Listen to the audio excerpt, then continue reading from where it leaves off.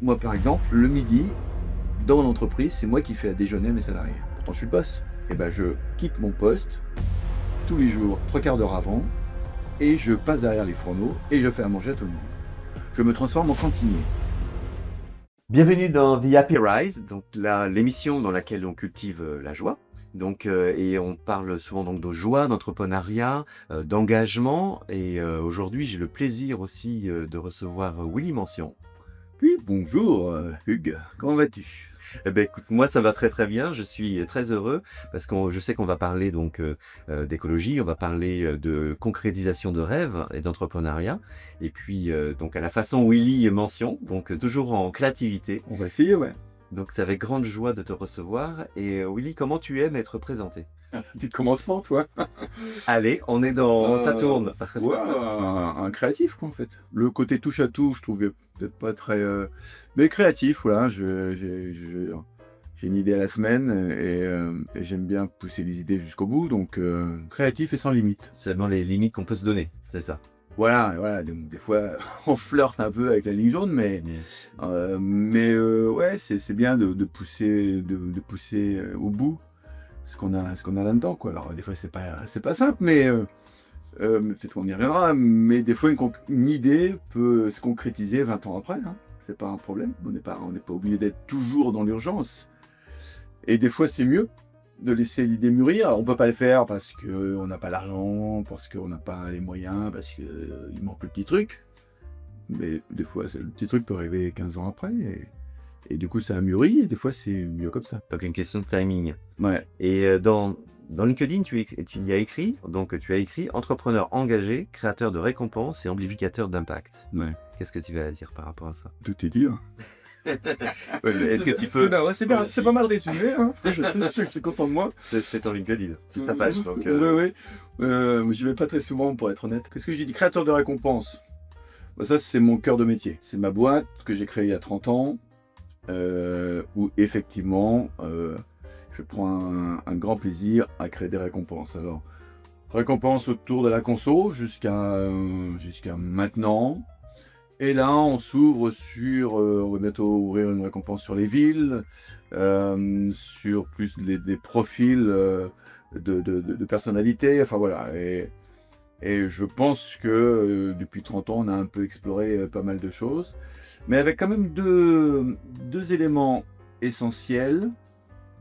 Le premier, c'est faire toujours appel à l'intelligence collective, à l'intelligence du bon sens. Moi, ce que j'aime depuis le départ, c'est mettre les consos, les gens, au cœur de mes méthodologies. C'est eux qui décident ce qui est bien et pas bien. Parce qu'après, on peut mettre tous les process qu'on veut. Au final, celui qui décide, ça reste le consommateur, le citoyen. Et j'ai bâti mon entreprise sur cette idée qui m'anime depuis une trentaine d'années. Donc ça, c'est le premier pilier de mes récompenses. Et le deuxième pilier, c'est toujours un volet responsable. Objectif, essayer de guider les consos, les citoyens vers des produits plus responsables, plus durables, pour permettre aux futures générations de vivre dans un monde vivable. Voilà. donc une belle ambition. Ouais, une ambition qui m'anime depuis 6 ans maintenant. Après, on peut revenir sur l'histoire, mais ouais, je trouve que c'est super de bosser pour une cause qui nous dépasse. Il y a un moment, enfin, encore une fois, moi j'ai 58 berges, ma boîte a 30 ans, donc tu te dis c'est bon, j'ai fait un peu le tour de la question, quoi, en fait. Et là, quand tu viens mettre dans le moteur un élément comme préserver l'avenir des futures générations, du coup, ça devient hyper excitant, quoi. C'est-à-dire que moi, à un moment, je pensais être arrivé en fin de carrière. Il y a 6 ans, ma boîte était juste avant le Covid, en fait. Avant le Covid, ma boîte était un peu en difficulté, mais c'est normal, 25 ans, ou 20 ans, 22 ans d'entreprise, donc il y a un phénomène d'usure. Les clients disent oui, qu'est-ce qu'il apporte de nouveau, ce garçon? Et puis toi, tu sens que bah, tu n'arrives plus à embarquer les gens. Et moi, ce que j'aime dans la vie, c'est embarquer les gens. C'est ma motivation première. Donc là, tu sens que oui, non, c'est bien. On verra ça plus tard.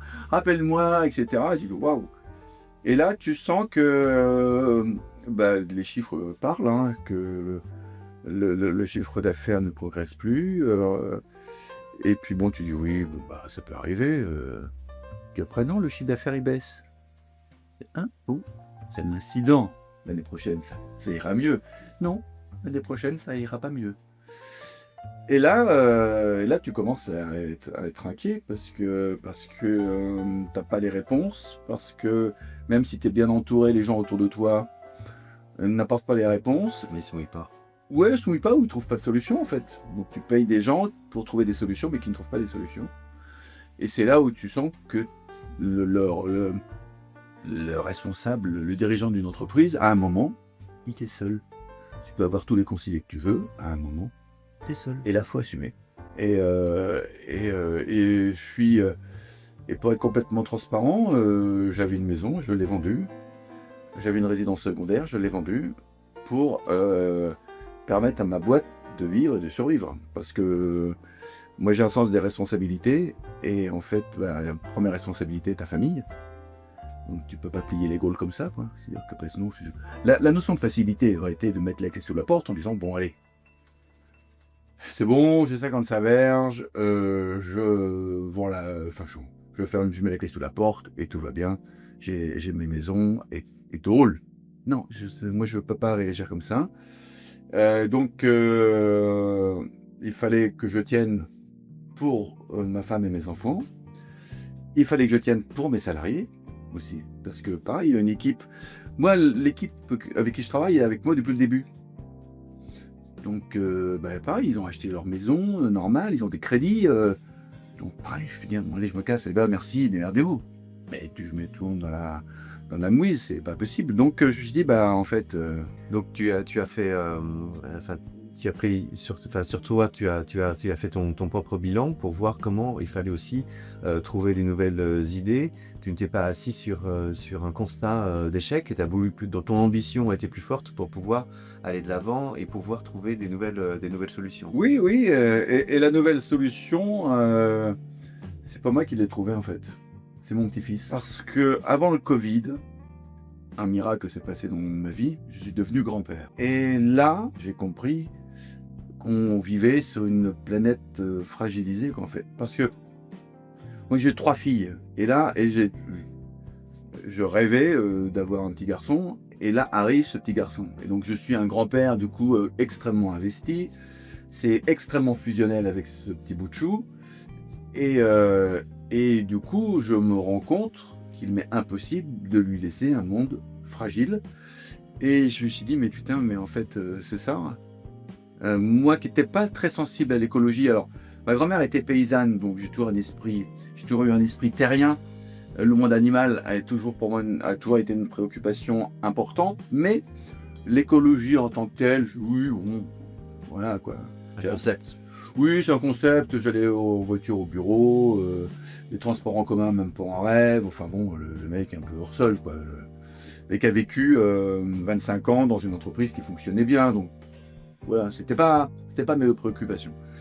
Et puis ce bout de chou arrive, et là je lui dis non, on peut pas continuer comme ça. Et je me suis dit, je veux pouvoir, le jour où je vais quitter cette terre, regarder mes petits-enfants dans les yeux. Et leur dire, j'ai fait ma part du job. Et c'est l'époque où on commençait déjà un peu à parler du GIEC, à parler du réchauffement climatique, mais bon, et évidemment, ça tombe pas malgré tout dans l'oreille d'un sourd. Du coup, j'ai commencé à faire une remise en question de moi, de ma façon de vivre, et arrive le Covid. Mais quelle chance pour moi. Je me suis enfermé 3 mois, j'ai acheté une 30aine de bouquins, et j'ai bouffé des bouquins tous les jours, sur l'écologie, sur le réchauffement climatique, sur la disparition des espèces, enfin voilà, j'avais besoin de comprendre, moi je suis quelqu'un qui a besoin de comprendre. Et là je me suis dit waouh, parce qu'effectivement on te parle du concept écologie, oui, comme tu as dit, c'est assez conceptuel, qu'est-ce qu'il y a derrière, oui, on va dans le mur, d'accord, mais bon, voilà, très bien. Et à un moment tu dis ouais, mais derrière tout ça, qu'est-ce qu'il y a? Donc tu commences, moi j'ai besoin J'avais besoin de comprendre, d'aller plus loin, et j'ai bouffé des bouquins pendant 3 mois. Et ces 3 mois ont façonné un autre mec, quoi, en fait. Et je suis revenu au bureau à la fin du confinement. Donc j'ai quitté le bureau avant le confinement en mode c'est la fin, quoi. Des fêtes. Ouais, c'est la fin, voilà, merci, je vais bientôt tirer ma révérence. Merci les gars de me mettre à la porte. Et je tiens comme on peut. Et je suis revenu 3 mois après, mais alors regonflé à bloc, en mode start-up, en disant à mes équipes, on va tout réinventer. J'ai réinventé ma boîte, on a changé notre raison d'être, et on est parti pour sauver le monde, quoi. Et là, mais c'est génial, ça change tout. Donc Donc tu as embarqué, hein, comme Oui, tu aimes oui, embarquer les gens. Donc à partir de là, tu as embarqué. j'ai réembarqué mes salariés. Encore une fois, ça fait 20 ans qu'on est ensemble, maintenant 30, mais c'est pas simple non plus de garder une équipe, de motiver ton équipe, qu'elle soit heureuse d'être avec toi. Puis pareil, ils sont plus non plus de la première jeunesse, quoi, en fait. Donc à un moment, voilà, tout le monde s'installe dans un petit ronronnement. Et on ne trouvait pas de solution. Et là, d'un seul coup, mais c'était devenu une évidence. On va travailler pour les futures générations. Donc vraiment ton plus petit que toi, donc ton petit-fils a été vraiment ton éclairage, hein, pour pouvoir voir plus grand que toi. Ouais, moi, ça a été mon révélateur, en fait. Des fois, on cherche des réponses très très loin, alors qu'elles sont sous nos yeux. Et là, c'était ce petit bonhomme, il faut que je lui préserve un avenir acceptable, vivable, durable, et on va bosser autour de ça. Mais du coup, c'est génial comme d'aller tous les matins au bureau pour ça. Il y a beaucoup souvent le mot engagement qui revient aussi dans ta vie, hein, dans ton ambition. Est-ce que tu pourrais donner une définition d'engagement? Et maintenant, quel est ton engagement vis-à-vis de cette de ce nouveau chemin, de cette nouvelle vision qui est plus grande que toi? L'engagement, encore une fois, c'est d'essayer. Enfin, il y a déjà l'engagement personnel, donc ça, c'est déjà une chose. Moi, je fais une parenthèse. Quand j'ai décidé de réinventer ma boîte autour de l'engagement, c'est-à-dire on s'engage pour les nouvelles générations. Moi, je suis un garçon jusque-boutiste. Donc voilà, donc on réinvente le truc, on change nos méthodos, très bien. Bon, une fois que tu as dit ça, une fois que tu as fait ça, on est devenu membre du Pacte mondial des Nations Unies, 1% pour la planète, très bien, ok. Et après? Donc après, tu dis, bon, alors j'aurais pu écrire un bouquin. En tant que dirigeant d'entreprise, c'est un peu le truc, quand tu as des choses à dire, tu écris un livre. Je trouvais ça pas très original. Enfin voilà, ça a été fait, et même autour de... Même des comment dirais-je, des dirigeants d'entreprise engagés, qui ont écrit des bouquins, il y en a plein, et très bien. Faire des conférences, bon, ouais, intéressant, pareil, des conférences, tout le monde fait des conférences, entre guillemets, donc il n'y avait pas un acte original là-dedans pour moi. Et en revanche, moi j'ai un truc, j'ai toujours aimé être sur scène. Mais à 5 ans, je faisais des spectacles je chantais dans les mariages. À 14 ans, j'écumais les clubs de 3e âge pour faire des imitations. Dans mes récompenses et des remises des prix, et les remises des prix, soit je descends du plafond. Enfin, j'aime ce côté surprendre les gens et faire vivre une expérience aux gens en étant sur scène. Ben, j'ai dit, voilà, je vais faire un show autour de mon engagement. Parce que ce qui m'intéressait, c'est de montrer qu'un chef d'entreprise qui a vécu 20 ans en pleine insouciance peut aussi changer. Et de dire que si moi je l'ai fait, si j'ai changé mon regard sur le monde, si j'ai changé ma façon de vivre, tout le monde peut le faire. Et je me suis dit, on va écrire un spectacle autour de ça. Alors pas avec des injonctions, pas en faisant la morale aux gens, pas avec des rapports, non. Un spectacle complètement décalé, où je me mets, entre guillemets, à poil sur scène, et on va embarquer les gens autour d'un nouveau récit autour de l'écologie. L'écologie positive. Arrêtons d'emmerder les gens autour de le côté catastrophisme. Oui, on va dans le mur, bon, mais c'est pas à force de le dire tous les jours que ça va changer les choses.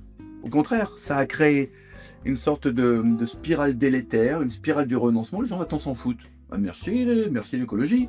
Ouais, on va dans le mur. On va dire c'est foutu pour foutu. Continuons d'en profiter. Et je me suis dit non, on ne peut pas continuer comme ça. Donc il faut montrer aux gens, il faut montrer une nouvelle voie de l'écologie. Une écologie positive, une écologie où tu te marres, une écologie décomplexée, mais une écologie qui donne envie, tout simplement.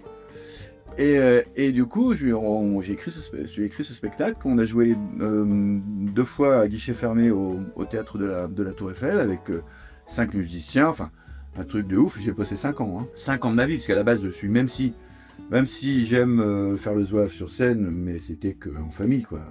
J'étais ni chanteur, ni acteur, ni danseur. Donc j'ai réservé un studio tous les vendredis. Du matin au soir 20h et j'avais tous les 2 heures un coach qui venait me former. J'ai fait ça pendant 5 ans. Jusqu'au moment où les gens me disaient mais t'es complètement barré mec, laisse faire. J'ai un projet, je vais aller au bout de ce projet et du coup monter sur scène à 58 berges pour faire le show, évidemment ça surprend un peu. Mais c'était chouette parce que ça m'a ouvert de nouvelles portes en fait, et je pensais que ce show allait être l'aboutissement de mon engagement, et en fait c'est devenu un nouveau point de départ, Un nouveau starter. Ouais. Donc là, comment on fait pour... donc tu as eu une sorte d'intuition aussi de te trouver cette voie-là qui était d'un engagement pour plus grand que toi. Comment tu arrives à convaincre aussi les autres et être sûr que ce n'est pas l'ego qui parle, ou que ce n'est pas... tu vois, que ça vienne vraiment un chemin qui est le meilleur pour toi, qui est juste par rapport à ce que tu as vécu, et comment aussi l'entourage il prend en compte les choses par ces revirements aussi de route, parce que là tu as vraiment changé de route. En tout cas, ça vient des tripes. Voilà, c'est qu'il y a un moment, on a tous dans nos vies un moment où on ressent un truc profondément. Ça peut être un coup de foudre pour quelqu'un, ça peut être une intuition de changer de vie, de partir à l'autre bout du monde. Enfin, on a tous un moment des trucs qu'on ressent fort. Donc après, on le suit pas. Oui, toi ça après, c'est tu mets en œuvre. Après, ça, c'est encore une fois, c'est aussi peut-être l'entrepreneur qui fait qu'il y a une sorte de conviction profonde d'y aller. Alors, des fois, je me plante. Je veux dire, je ne suis pas qu'un entrepreneur chanceux. Je me suis souvent planté, mais c'est pas grave. On apprend dans les échecs de toute manière. Donc, tu apprends, tu te plantes, tu te relèves et tu y retournes. Enfin, je veux dire, c'est comme sur un ring. Je veux dire, il y a un moment, tu t'en prends une bonne. T'es pas KO, mais tu remontes sur le ring et voilà, et t'avances. Donc ça, en tout cas, c'est mon état d'esprit. Je suis comme ça. Je ne m'avoue jamais vaincu et j'avance comme ça. Après, évidemment, l'entourage se pose des questions, et c'est aussi une des thématiques de mon spectacle. C'était mes amis de 30 ans en fait. Ils me disent non mais je comprends pas. Qu'est-ce que tu deviens? Oui, qu'est-ce qui se passe? Oui, et en fait, tu essayes de les embarquer aussi dans ton récit, dans ta vision, dans ton truc. Et bon, les gens, oui, toi, t'es... Mais après, mais ma femme, c'est pareil. Ma femme, je l'embarque pas, en fait. Mais c'est pas grave. J'embarque d'autres personnes. Et puis, il faut du temps. Encore une fois, l'engagement, la transition écologique, ça se fait pas en claquant des doigts. C'est-à-dire qu'il faut... c'est un raisonnement intérieur, ça doit mûrir, tu dois comprendre, tu dois...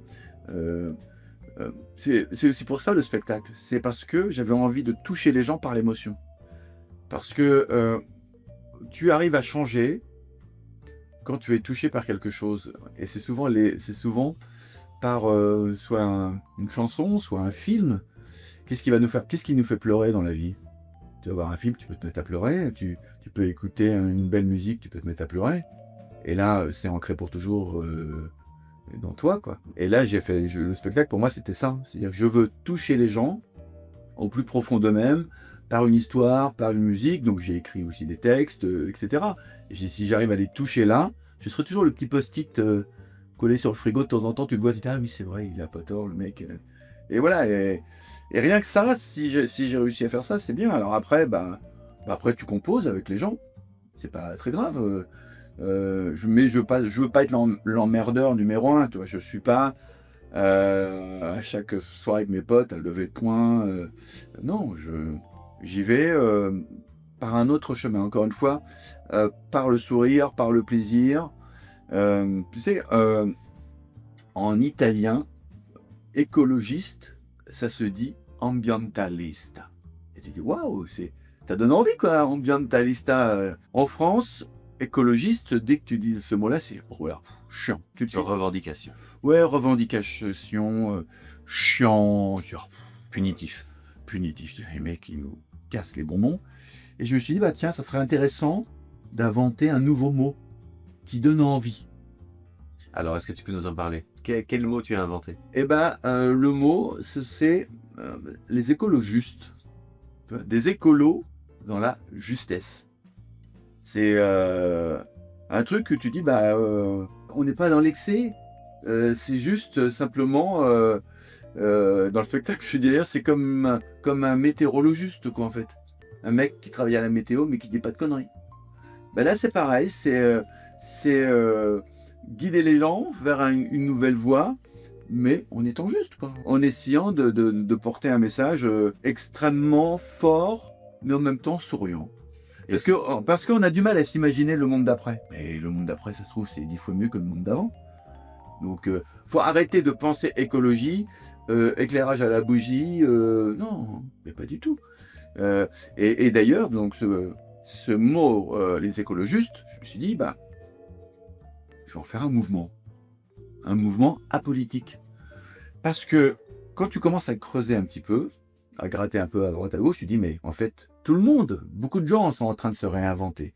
Les villes se réinventent face au réchauffement climatique. On le voit bien, même Paris, il se passe des choses intéressantes. Les entreprises se réinventent, les citoyens se réinventent. Mais ça, on n'en parle pas en fait. On préfère gueuler plutôt que de montrer qu'il y a des pépites un peu partout qui sont en train de pousser, qui sont en train de fleurir. Et bien l'écologie pour moi, c'est comme une plante.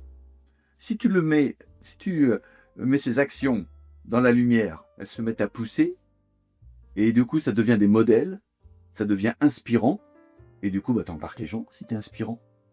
Donc, tu as envie de mettre le focus sur l'éclairage, sur ce qui est plutôt les bonnes actions, ce qui est fait. Tout ce qui se fait de bien va être référencé par ce mouvement Les Écologistes. Et ce écologiste va médiatiser tout ce qui se fait de bien. Et là, tu embarques. Là, encore une fois, tu donnes envie. Alors, il y a quelques mois, je suis tombé sur un chiffre qui m'a fait beaucoup de mal. C'était 2 chiffres. Le premier chiffre, c'est 90% des consommateurs, enfin des Français, pardon, sont conscients du réchauffement climatique. 90%. Tu dis, ah, ça y est, il y a une prise de conscience collective, c'est génial. On voit bien qu'il se passe un truc pas normal, on le voit dans les actus, les scientifiques, etc. Bon.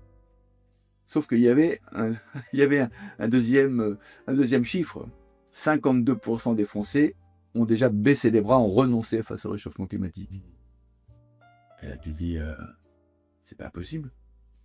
Je ne peux pas renoncer face au réchauffement climatique. Donc, on doit trouver des solutions. Donc, je pourrais effectivement très bien descendre dans la rue, lever le poing. Il y en a qui le font très bien, je les laisse faire. Moi, je décidais de prendre une autre voie, celle d'une écologie, positive, et d'avoir mon combat à moi, mais différemment, de le mener différemment. Et je fais souvent un parallèle avec Sinatra, qui lui, 20 ans avant tout le monde, son combat était le racisme en fait. Il luttait contre le racisme. Et ben moi aujourd'hui, j'ai décidé de porter le combat de l'écologie, mais d'une façon différente qu'en fait. Avant de parler de Sinatra, est-ce que tu as dit tout à l'heure que dans les victoires de la beauté ou les saveurs de l'année, tu prenez toujours en compte le collectif, c'est-à-dire la remontée des consommateurs. Oui. Dans les écologistes, quel est un peu... Juste. J'ai failli fourcher dans les écologistes. Comment tu embarques aussi le mouvement collectif? Bah, on va s'y atteler vraiment à partir de septembre. On va créer une plateforme, on va communiquer autour de cette plateforme, et les gens vont pouvoir référencer les actions. Et ces actions qui vont être référencées sur cette plateforme, je vais les soumettre à l'appréciation collective des Français. C'est-à-dire que si quelqu'un propose des choses, tu vois, c'est un peu comme La Convention citoyenne. La Convention citoyenne, on a fait travailler les citoyens pour essayer de mettre en place des solutions. Mais c'est sur des livres que personne n'a ouverts. Oui, non.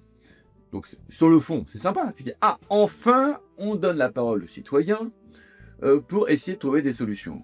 Mais au final, derrière, après, on fait quoi? Là, est-ce que d'ailleurs les solutions qu'un groupe de citoyens a été adoptées par d'autres citoyens? Non, on n'a pas posé la question. Donc moi, l'idée, c'est de se dire, on va demander aux citoyens de repérer autour de chez eux, dans leur ville, une association locale, etc., dans leur entreprise, des choses vraiment sympas qui sont faites. Et ces choses-là, les choses les plus intéressantes, les plus originales, les plus prometteuses, on va les soumettre à un vote national. Et les solutions qui auront remporté un vrai plébiscite seront mises en avant et seront proposées au pouvoir public, aux politiques, etc. En disant, regardez, ça, les citoyens ont proposé ça.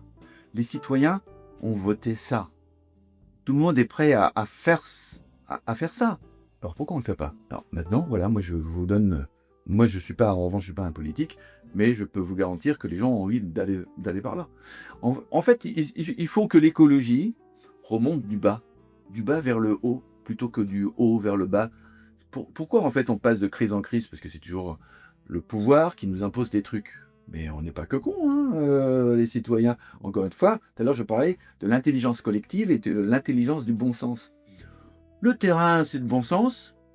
Eh bien, nous, on est capable aussi de vous montrer qu'on est créatif, qu'on fait de jolies choses et que ces choses-là sont capables d'être acceptées par l'ensemble des Français. Donc le vote, enfin l'émission d'idées, un cahier de doléances, mais quand même concret, non pas individuel, mais collectif, pour pouvoir faire remonter et puis appliquer les Oui, proposer en oui. économie, l'écologie positive. Et après, être source de propositions auprès des pouvoirs publics, être source de propositions auprès des entreprises, être source de propositions auprès des citoyens. Parce que ton voisin, il fait peut-être des trucs géniaux, quoi. Et si on ne le sait pas, bah voilà. Mais s'il fait un truc génial à côté, et je lui dis, tiens, pourquoi je ne ferais pas comme lui? Parce qu'en fait, c'est génial ce qu'il fait. Et tu vois, ça crée tout de suite boule de neige. Ça donne envie. Quand il y a des jolies choses autour de nous, ça donne envie. C'est un peu l'objectif aussi de ce podcast, hein, de pouvoir donner envie. Donc c'est ça, et merci d'en parler pour impulser et qu'on puisse émettre nos idées dans la plateforme que tu vas créer à partir de septembre. Septembre, C'est ça. ouais. Tu as parlé de Sinatra, de Frank Sinatra. Donc quelle est la place de Frank Sinatra un peu chez toi ou dans ta famille? Est-ce que c'est un héritage, une filiation qui est réelle, qui est symbolique, qui est énergétique, qui est un mentor? Comment ça se... Qui est Frank Sinatra pour toi? Alors ça, c'est une très longue histoire. J'ai un petit peu de temps. Tu as tout le temps que tu veux. Ok. Cette histoire commence le 26 juin 1945. D'accord? Ma grand-mère est d'origine italienne et elle vit à Foggia. Et en 1944, les Américains débarquent en Italie. Et il y a une base aérienne d'Américains, de GI, à Foggia. Un jour, un GI propose à ma grand-mère de l'emmener au concert d'un jeune chanteur américain, venu chanter pour les troupes, qui faisaient donc une tournée en Italie. Et ce chanteur américain qu'elle ne connaissait mais alors absolument pas, s'appelait Frank Sinatra. Et Frank Sinatra, je crois que faisait 7-8 dates en Italie, il est resté 10 jours, et il a fait toutes les bases américaines, pour distraire les soldats américains. Et ma grand-mère avait fait connaissance d'un soldat, c'est dans les villes de Cargaison, enfin dans les villes... les villes où il y a des bases militaires, en fait, bah, les soldats côtoient les habitants, etc. Et un jour, un soldat emmène ma grand-mère à ce concert. Et ils arrivent un peu en avance, ils se retrouvent juste devant la scène, en fait. Et Sinatra n'arrête pas d'envoyer à ma grand-mère des petits sourires, des regards insistants. Et en fait, bah, Sinatra est sur scène, ma grand-mère est dans le public, devant la scène, et Sinatra drague ma grand-mère. Et au moment de la dernière chanson, il invite ma grand-mère à monter sur scène. Et ma grand-mère est une paysanne, très timide, et elle n'y va pas, en fait. Mais Sinatra était un peu chaud bouillant quand même à l'époque, et il insiste. Et évidemment, devant la clameur de tous ces soldats américains qui étaient survoltés, elle finit par monter sur scène. Sinatra la regarde droit dans les yeux, lui prend la main et lui chante jeter dans la peau. Et il lui chante I've got you under my skin, I've got you deep at the heart of me. Enfin bref, il fait tout son truc. Et il termine avec ma grand-mère dans les bras, il lui souffle à l'oreille attendez-moi quelques secondes à l'arrière de la scène. Il va saluer son public et il rejoint ma grand-mère et il embarque dans un petit bar de Foggia pour faire connaissance. Tu veux tous les détails après ou... Non, mais c'est pas là que je te demandais si tu avais un peu de temps parce que j'attends cette histoire. Ma grand-mère me l'a raconté des tonnes de fois. Et en fait, donc ma grand-mère limoncello, Francky Bourbon, limoncello, Bourbon, enfin bref. Et en finalité, ils passent pas la soirée ensemble. Ils passent la nuit ensemble. Et ça, c'est le 26 juin 45. 2 jours après, Sinatra partait dans une autre ville et il demande à ma grand-mère de le suivre. Parce qu'après, il repartait aux États-Unis, mais en mode non, il est là. Puis à l'époque, c'était pas comme aujourd'hui. Donc, ma grand-mère refuse de suivre Sinatra. Alors après ce qui s'est passé dans la chambre, on n'y était pas, elle ne m'a pas donné de détails. En tout cas, ils ont passé une grande partie, après ce bar, une grande partie de la soirée sur une plage à quelques encablures de Foggia. Ma mère est née en mars 46, donc 9 mois plus tard.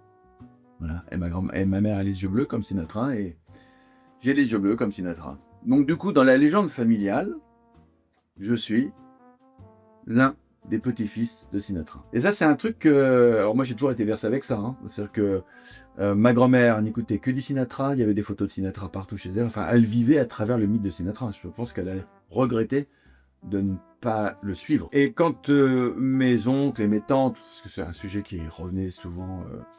parce que ma grand-mère alimentait une sorte de mythe, là.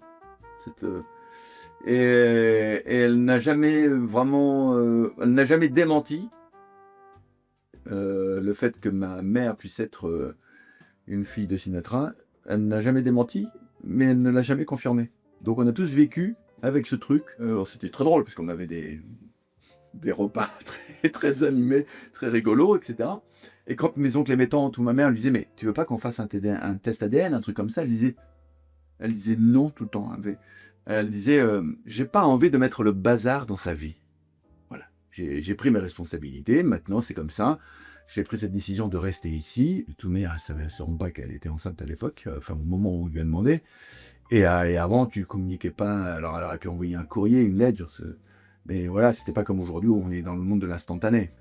Et voilà, et moi j'ai vécu comme ça, avec cette figure grand-paternelle, imaginaire, enfin elle était là mais elle n'était pas là. Et puis quand j'ai grandi, je me suis évidemment beaucoup plus intéressé à Sinatra. Et évidemment, c'est après intéressant dans ma réflexion quand j'ai décidé de faire un spectacle, c'est qu'évidemment, moi j'ai été bercé dans ce monde de la surconsommation parce que Sinatra était un crooner. Et l'élégance à l'époque, c'était quoi? C'était de surconsommer. On surconsommait l'alcool, on surconsommait les bagnoles, les costards sur mesure, enfin voilà, c'était la vie de crooner, quoi. Sauf qu'aujourd'hui, l'élégance, c'est pas de surconsommer, c'est de consommer plus sobrement. La justesse. Être juste, consommer moins mais mieux, enfin voilà, quoi. Et dans ce spectacle, c'est intéressant de mettre ces deux mondes, ces différentes générations où on voit que le curseur a été mis à un autre endroit. Et moi qui suis grand-père, j'avais évidemment pas envie de projeter la même image. On ne saura jamais si Sinatra est mon vrai ou pas mon vrai grand-père, mais c'est pas grave. Moi j'ai été bercé comme ça. Donc moi j'ai eu quand même cette image-là. Et d'ailleurs quand j'ai démarré mon entreprise, j'étais un peu comme Sinatra, entre les avions, les belles bagnoles, les beaux hôtels, enfin voilà, la belle vie, quoi, the good life. Quand j'ai fait ma transition écologique, cette prise de conscience, je me suis dit non mais on ne peut pas continuer comme ça, quoi, c'est pas possible. Donc maintenant je travaille aussi autour de cette notion d'élégance. Qu'est-ce que c'est l'élégance aujourd'hui? Intéressant de creuser cette thématique. Et je voulais surtout pas que mon petit-fils ait la même image que moi j'ai eue d'un grand-père sur consommateur, quoi. Donc cette image t'a servi aussi pour prendre cette prise de conscience et puis de faire ce parallèle ou prendre vraiment, par rapport à notre époque d'aujourd'hui, les bonnes décisions, le bon engagement que tu as envie aussi maintenant de promulguer et puis de faire savoir. Oui, alors, comme je l'ai dit tout à l'heure, ça m'a servi sur l'engagement en tant que tel parce que En revanche, Sinatra, mais on peut pas lui reprocher de ne pas avoir été écolo à l'époque, puisque l'écologie à l'époque était même pas un concept, enfin, ça n'existait pas. Mais c'est un homme extrêmement engagé. Encore une fois, il a défendu les Noirs 20 ans avant tout le monde, quoi. Et il n'y allait pas par le dos de la cuillère. Il a quand même été le témoin du mariage de Sammy Davis, qui était le deuxième mariage interracial des États-Unis. Quand Sammy Davis s'est marié avec une Suédoise, ça a été un scandale énorme. Mais on n'avait rien à foutre, Sinatra. C'était un homme engagé. Il était là et il a dit fuck à tout le monde. Il a levé des fonds pour Martin Luther King. Enfin, il s'est engagé. Et ça pour moi, ça a toujours été un truc qui fait qu'il faut aller jusqu'au bout. Tu vois. Et après, chacun son combat. Le combat de mon petit-fils, on ne le connaît pas aujourd'hui. Quel sera son combat à lui? Mon grand-père, c'était le racisme. Moi, c'est un monde plus durable. Mais ensuite, je ne sais pas quel sera son combat. En tout cas, ça ne devra pas être protéger la nature. Parce que ça, c'est à nous de le faire aujourd'hui. Donc la voix est importante, hein. Tu m'as confié aussi que au début, même à 20 ans, t'avais un restaurant où ta maman aussi faisait de la cuisine, et puis tu chantais, tu animais aussi la salle. Donc est-ce que par le chant, on fait passer plus de messages que par la parole? Est-ce que c'est un prétexte, comme tu as dit tout à l'heure aussi, que dans le spectacle, c'était comme un équillé, en fait, hein. Tu as mélangé, enfin, ça t'a permis aussi d'être vraiment toi par le chant, d'être conneur, de pouvoir faire le côté si atypique en bousculant aussi les gens et en faisant passer une émotion. Donc ce message-là, est-ce que pour toi, c'est en étant un peu, en montrant de la créativité aussi différente, qu'on fait mieux passer les messages et l'émotion? Oui, je pense que c'est indéniable. D'ailleurs, toutes mes prises de parole, même en tant qu'entrepreneur, sont toujours décalées.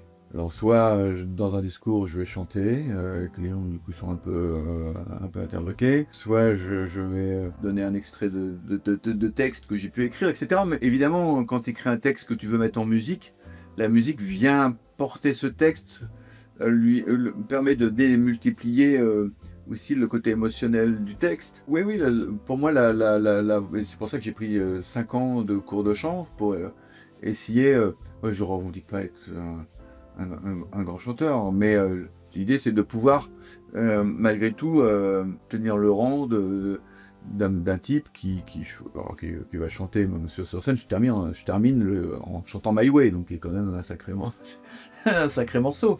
Donc il faut quand même à un moment tenir la route. Donc il faut bosser, mais ouais, pour moi ça fait part. Mais aussi bien de faire 3 pas de danse que de chanter, que d'arriver à faire sourire les gens, les embarquer sur une émotion autour de 3 mots, tout ça fait partie de l'expérience. Et encore une fois, c'est de capter les gens, les embarquer dans ton univers, et que les gens se disent waouh, j'ai pris une claque, quoi. Toi, c'est après j'ai tout, hein, je ne savais pas plus loin que ça, mais il faut arriver à construire quand même un truc un peu structuré et Élégant. Voilà, c'est encore une fois, c'est le bon mot. Il faut être élégant. Il faut. Donc tu proposes quelque chose, enfin une proposition vraiment élégante, hein, aux personnes. Et toi, qu'est-ce que ça t'a appris ce chemin-là finalement aussi? Est-ce que tu as des croyances qui sont tombées?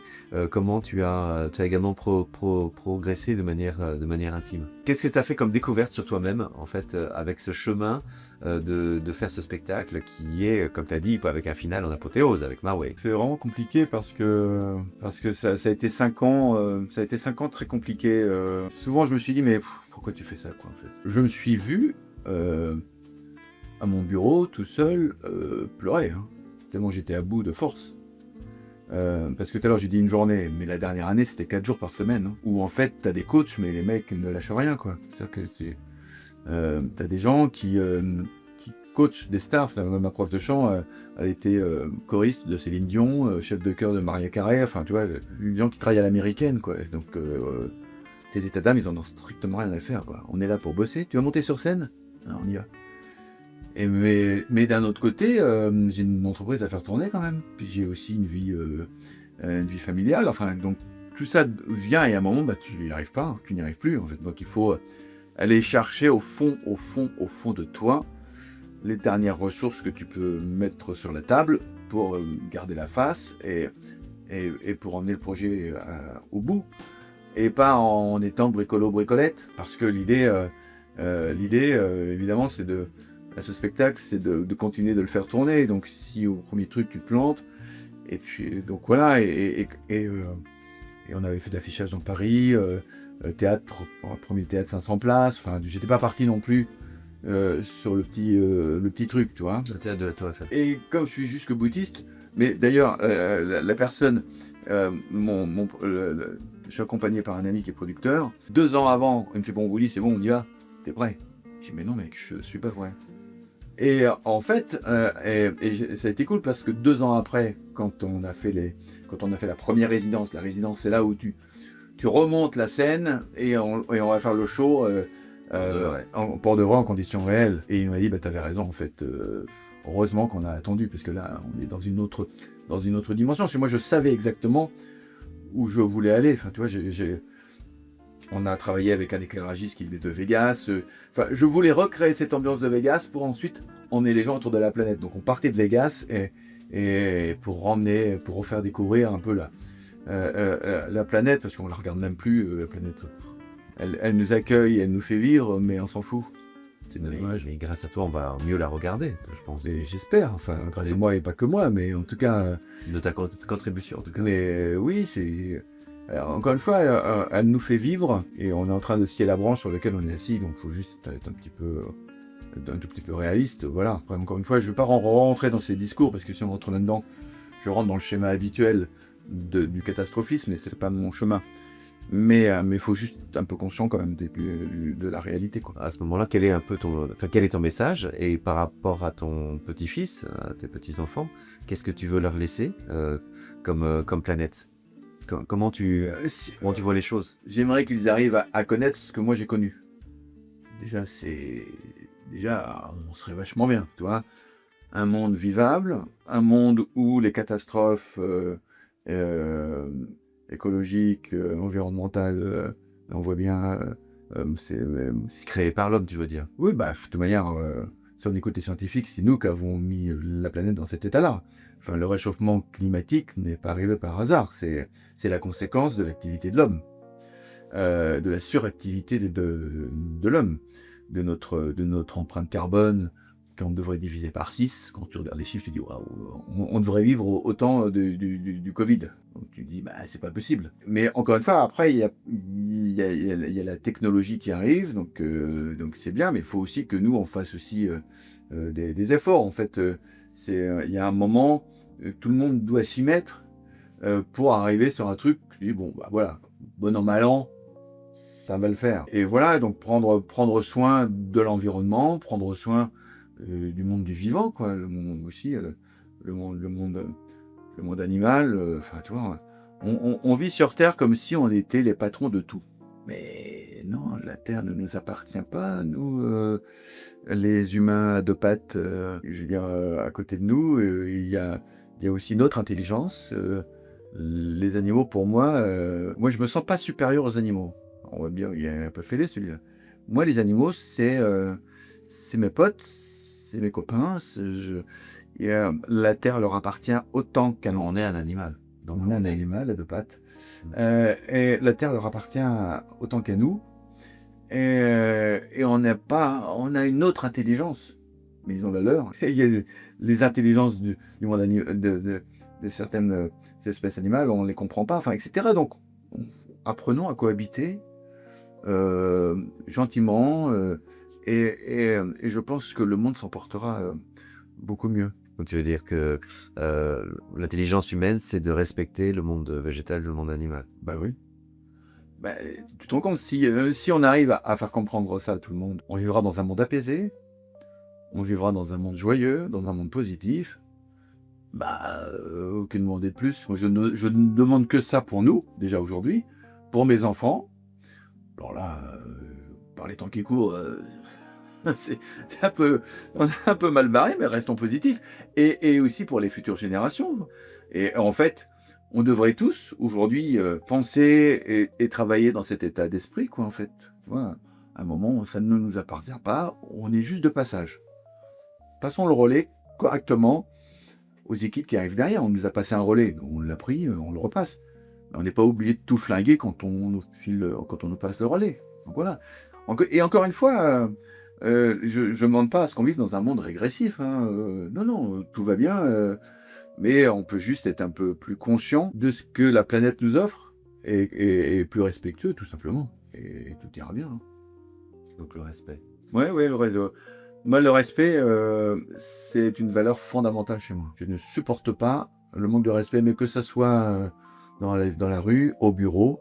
Respectons-nous, apprenons à vivre ensemble, encore une fois, entre les différentes religions, entre les différentes couleurs, entre les hommes et les femmes, enfin, entre les différentes générations, enfin, encore une fois, pour vivre dans un monde apaisé, apprenons à nous respecter tout simplement, et ça sera parfait, quoi.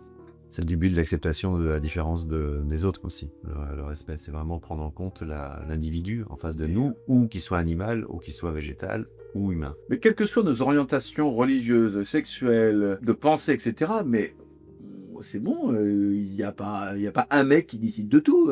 Chacun fait comme il a envie, en respectant son voisin. Et ça sera parfait. En tout cas, moi, je veux vivre comme ça.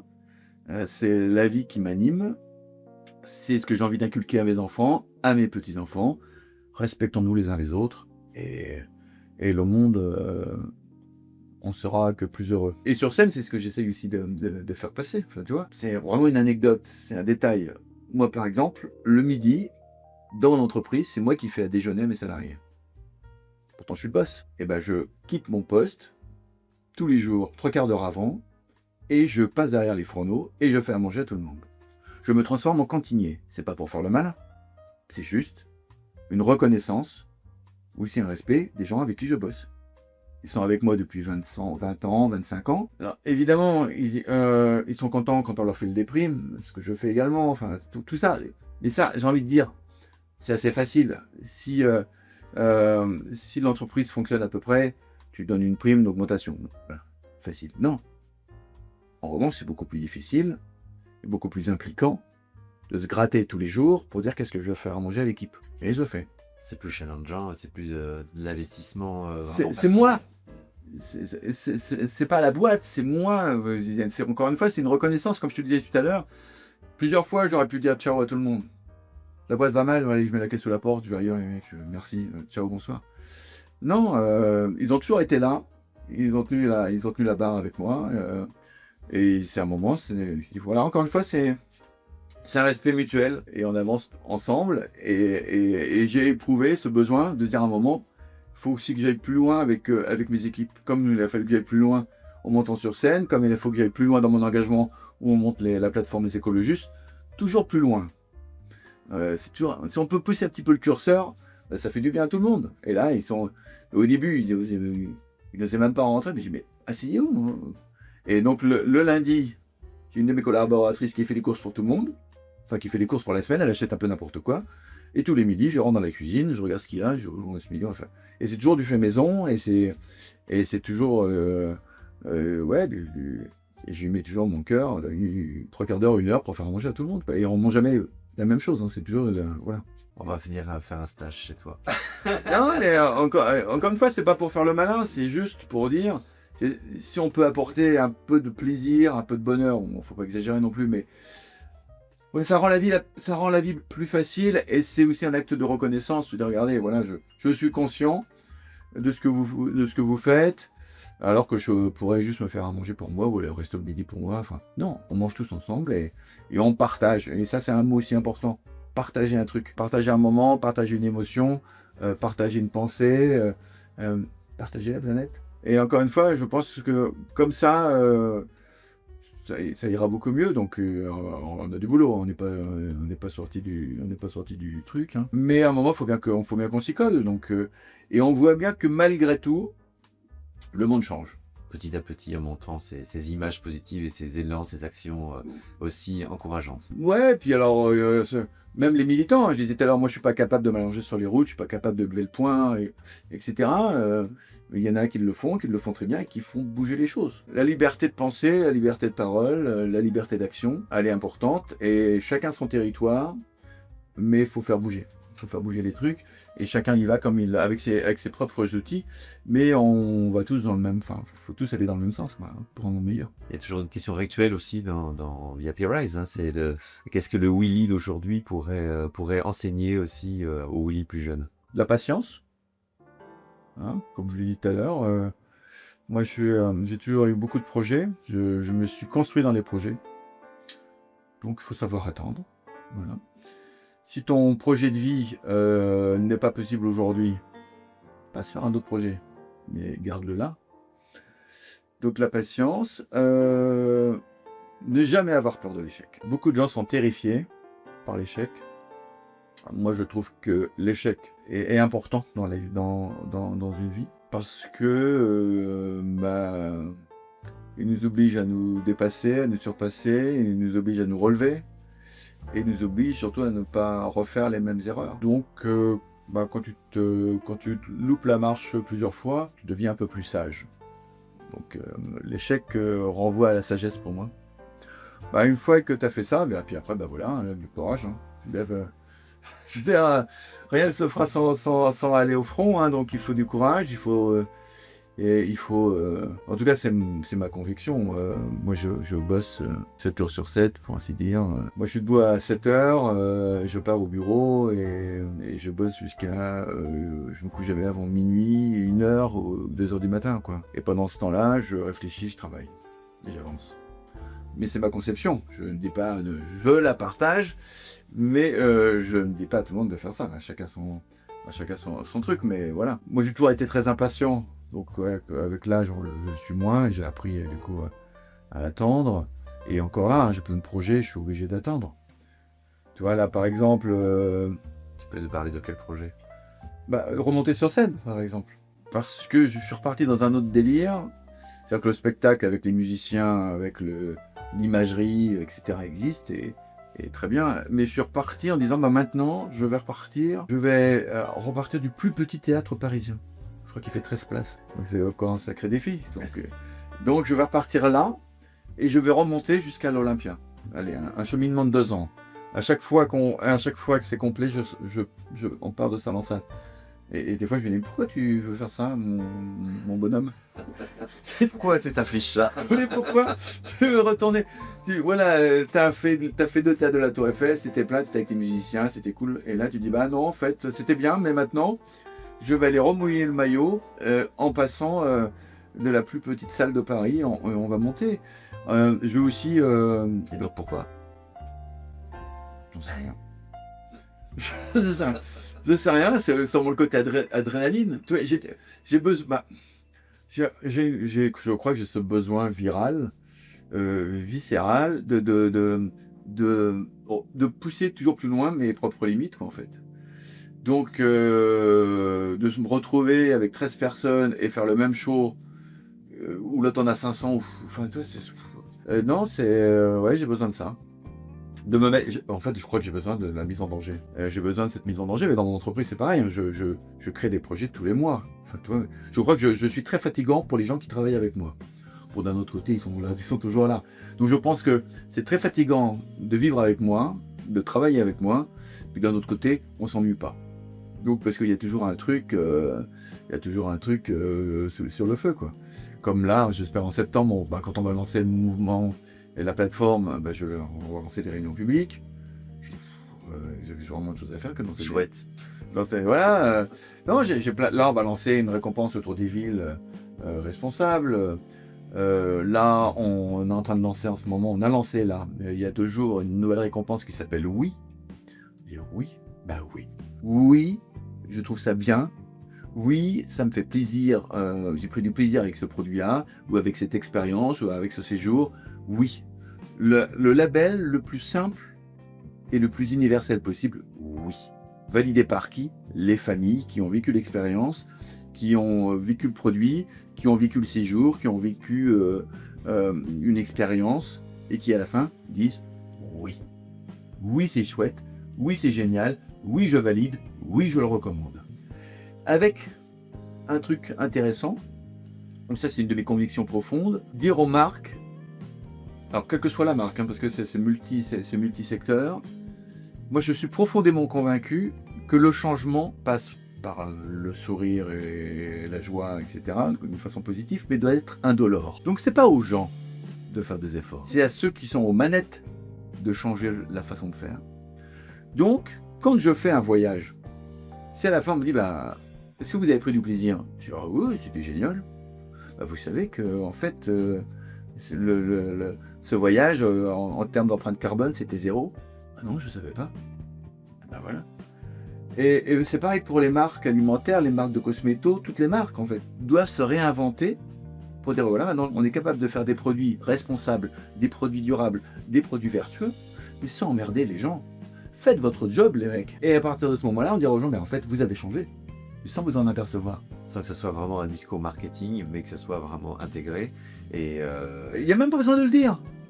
Faisons-nous, nous, les responsables d'entreprises, de villes, changeons les choses sans en faire des caisses. C'est à nous de faire le job. Les gens, ils bossent, ils font leur boulot, ils font voilà. Après, chacun peut. Évidemment aussi, chacun apporte sa contribution. Tu sais, moi, dans mes amis, j'avais un pote, quand on partait en vacances, il passait son temps dans les boutiques de fringues. Bon, c'est super, mais il y a un moment d'avoir 200 paires de baskets, ça sert à quoi? Après, encore une fois, chacun fait ce qu'il veut, j'ai pas de souci. Mais à un moment, on peut tous remettre le curseur peut-être à un endroit un peu différent. Et si on arrive à emmener les gens dans le changement sans que les gens le subissent et en soient conscients, mais ça y est, le monde est sauvé. Hein. C'est-à-dire que quand ça devient naturel, en fait, on se pose plus de questions. Naturel et indolore.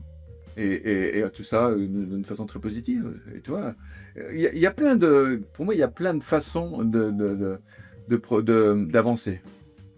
Sauf que les discours, c'est pas ce qu'on nous sert, quoi, en fait. Donc, la pratique. Voilà, il faut encore une fois, il faut arrêter d'alimenter cette spirale du renoncement. Si on en a ras-le-bol, nous, des discours un peu chiants. Non, on a envie de vivre. Mais c'est normal. On est là pour vivre, donc on veut vivre. Bon, mais après, on n'est pas obligé de vivre en déconnant complètement. Et on n'est pas obligé de nous servir des trucs qui sont aussi complètement cons. Donc voilà. Donc ceux qui fabriquent les trucs complètement cons, faites des efforts. Hein, pas compliqué. Et puis les gens qui vivent, bah, mettons le curseur un peu au bon endroit. Et puis bah voilà, ça sera parfait, quoi. Et puis j'ai envie de dire roule ma poule. Parlons juste, parlons vrai. Et parlons pratique. Donc merci beaucoup Willy pour tous ces enseignements. Bah, c'était un grand plaisir. Alors, est-ce que je peux terminer? Mais si tu as envie de dire, non, tu peux continuer. Non, j'ai envie de dire que si j'avais un mot final à dire, parce que je vois que du coup c'est la fin, j'ai envie de dire que la solution, moi, passe par l'amour. L'amour de la planète, l'amour du monde animal, l'amour de l'autre, l'amour d'une façon le plus large possible. Et j'ai écrit un texte, alors je ne sais pas si je sais pas si je vais m'en souvenir, mais un petit extrait. Quelque chose apparaît, clair comme de l'eau de roche. Il est doux de se priver pour ceux qui nous sont proches. Ah, mais c'est vrai, l'homme consent si gaiement au plus grand sacrifice quand c'est pour un parent, une femme, un petit-fils. Par la progéniture advient donc la transcendance. Que ne ferions-nous pas pour notre descendance? Eh bien, à la terre tout entière, offrons cette bonté, et à notre éco-conscience, une infinie portée. Tout simplement. Ça sera le mot de la fin. Merci Willy. Avec grand plaisir, j'ai passé un super moment, c'était très chouette. Merci pour ces grands partages, en tout cas d'amour et puis de collectif. Merci. Merci beaucoup. À bientôt pour une nouvelle conversation dans Vie Happy Rise.